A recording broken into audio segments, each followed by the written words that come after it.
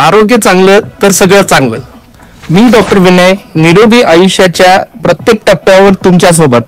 वृत्ती I health या मध्ये तुमचं सर्वांचं स्वागत आहे. आपल्या आरोग्याचे छोटे प्रश्न, मोठी उत्तरे. चला तर मग सुरुवात करूया.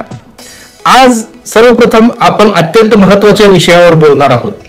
गर्भाशयाच्या कर्करोगाविरुद्ध उपलब्ध असलेल्या नव्या लसीबद्दल, म्हणजे सर्वायकल कॅन्सर वॅक्सिन किंवा HPV वॅक्सिन बद्दल.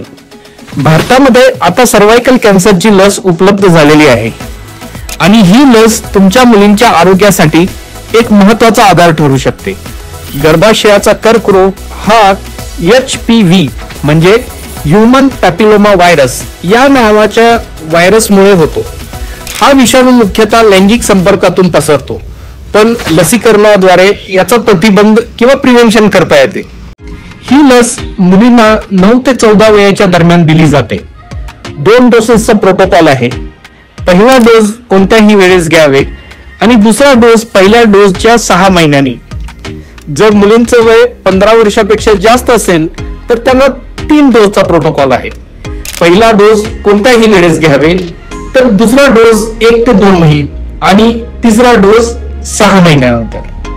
ही लस 9 वर्षावरील सर्व मुलींना व महिलांना दिली जाऊ शकते. या लसीमुळे गर्भाशयाच्या कर्करोगाचा धोका 90% पेक्षाही अधिक कमी होऊ शकतो.